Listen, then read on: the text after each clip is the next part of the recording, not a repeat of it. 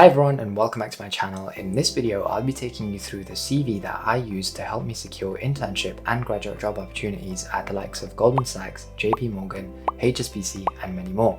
I hope that by formatting your CV like this, you can increase your chance of getting that top level entry job within the financial services industry. Okay, so let's get straight into my CV.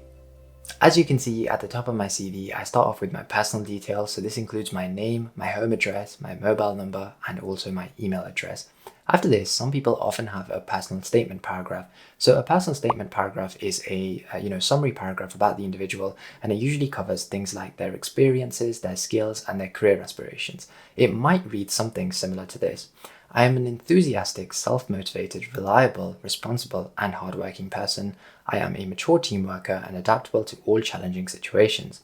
I am able to work well both in a team environment as well as using my own initiative. I am able to work well under pressure and adhere to strict deadlines. As you can see on the CV, I actually moved straight into the education section and I don't have a personal statement paragraph. I would recommend removing this for two reasons. The first reason is you're not differentiating yourself. So everybody would have a very similar personal statement paragraph talking about the fact that they study X course at X university and they've got a certain amount of skills, but there's no real demonstrable evidence of this in that personal statement. Also, the second thing is it's better to save that space for later down the line when you can explain it through your work experiences, which will actually differentiate you. And because it's only a one-page CV, space really matters here. And so I would just get rid of that personal statement paragraph and use the space better elsewhere. Okay, so starting with the first section of the CV, which in my case is education. As you can see, it's just a small, concise section on education. I just mentioned the degree I'm doing. So at the time it was economics. I mentioned my institution, so Loughborough University, and then I put my first year grade down. So as you're usually applying to internships and graduate opportunities in your second year or your final year, you can put down the grade that you got in your first or your second year. You can also put down a predicted grade for the end of your degree if you have one. Also, you can put down some modules that you're studying if you found them particularly interesting, if you think that they'll help your application, or if you did really well in them. So in my case, as you can see, I've listed down quantitative economics and data analysis because in those two modules I did quite well. So I put the score that I received in brackets there. I also then leave a line to mention my A-level, so I did economics, maths and biology.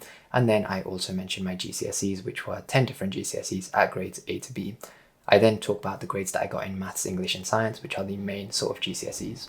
As you can see, all of the dates at which I achieved these qualifications are aligned to the right hand side of the page, which makes them really easy to read. They're also in bold, and also all of the grades I got are in brackets, and again they're in bold, and it just makes it really easy for the recruiter to read because the recruiter's only going to be reading your CV for about 30 seconds or less, and so you want it to be really easy and concise to read.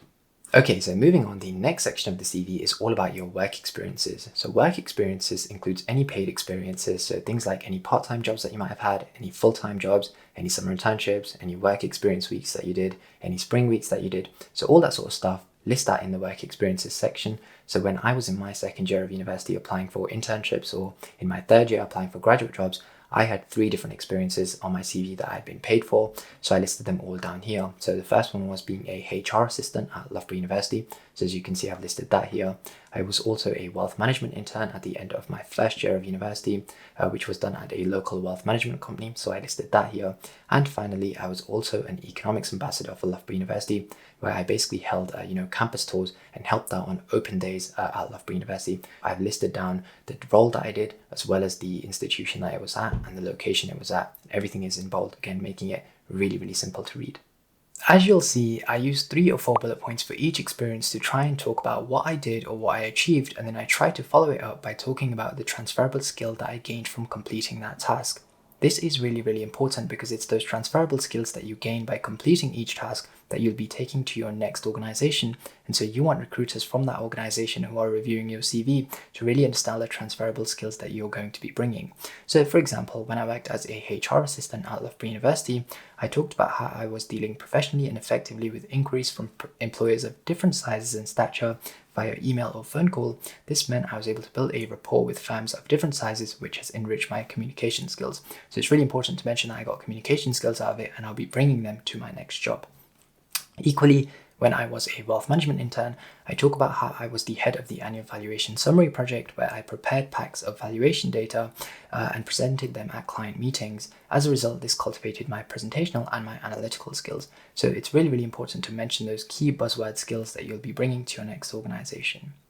Next up, we have a section for voluntary experiences, which is all about your unpaid experiences. So this includes things like societies where you have active roles or even charity work that you're involved in. So for me, when I was applying for internships and graduate roles, my voluntary experiences involved me being a quantitative economics tutor. So in my second year of university, I used to teach first year students, some quantitative economics, which was a difficult module that we did in first year.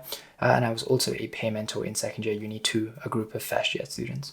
For your voluntary experiences, you want to try and mention anything where you have an active role. So for example, mentioning that you are a part of a society is great, but making sure that you take up active roles in that society looks a lot better as well. So for example, mentioning that you're part of a society is great, but then mentioning that you are a treasurer of that society and you've got day-to-day responsibilities makes it sound even better.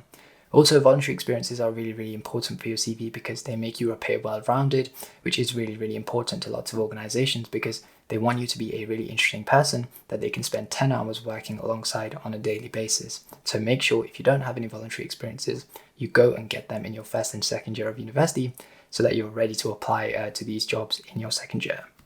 As you can see, I use 2 bullet points for each experience and talk about what I did and follow it up by the skill that I gained from it, as I did when I talked about my work experiences in the previous section. So for example, for being a quantitative economics tutor, I talk about how tutoring quantitative economics to first year students on a weekly basis helped me enhance my leadership qualities.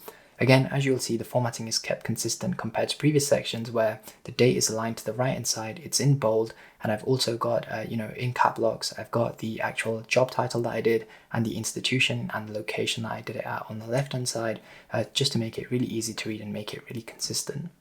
The next section is a small section titled Achievements, where you basically talk about any specific achievements that you're really proud of. So for example, this could be winning a football tournament where you were part of the team, or it could be, a specific competition that you won where you won lots of money. Maybe you won it for an institution, maybe you won it for a charity and so on. So any specific achievement that you want to highlight, you can put that in this section and talk a little bit about it. So for me at the time, while I was in college, I'd done the Duke of Edinburgh scheme, so I put that in there. I'd also done the National Citizenship Service, so I put that in there. But yeah, for you, put whatever you think that your achievements are. So, football tournaments or any specific competition that you've participated in, or maybe something that you won as a society at university, or, any of that stuff is really useful. Just put that in there and it makes you seem really well-rounded. Finally, the last section of the CV is all about your skills and interests. So first of all, I start talking about IT proficiency. So I talk about how I know how to use Excel, PowerPoint. Other people often talk about how they can use Word, Outlook, and things like that. If you want to try and differentiate yourself, you might want to try and, learn other software that's commonly used in the workplace. So at the time, I knew how to use Bloomberg at a basic level. I knew how to use Python, eViews, things like that we use in economics or in the workplace is really, really useful. Other sort of Microsoft products that are really useful are things like Power BI, which is, again, commonly used in the workplace, and it really helps you differentiate yourself compared to other people who may only know how to use basic Microsoft products like Word or Outlook. After this, we have languages. So in this section, put down all of the different languages that you know and the level of proficiency that you are in that language. So for example, for English, you could put native. If it's Spanish and it's something that you learned during your GCSE, then, maybe you could put basic or intermediate, or if you're fluent, then put fluent, but just make sure that you're comfortable with what you put and make sure that you're really honest with what you put. After this, we have interests. So for this, put down all of the different hobbies and interests that you've got. So for example, this might be the different sports that you're interested in. Maybe you go to the gym, maybe you go hiking, maybe you like mountain climbing, maybe you like reading, maybe you like reading specific journals like The Economist or Financial Times and so on. So put that sort of thing down here. Right at the bottom of the page, we have our references, and we can write that they are available upon request. So, don't write out your entire referee's personal details and their address and so on, because if you're successful in the application process and you get the offer, after they make you the offer, the organization will reach out to you separately asking for your referee's details. So you don't need to waste any space on the CV writing about your referees. You can just put available on request and save that space. That brings us to the end of my CV and the end of this video. Hopefully that gives you an insight on how you can optimize your CV and really format it well to make sure you can increase your chance of getting that entry-level graduate or internship job. I hope you found that video useful, and if you did, please hit that like button for me.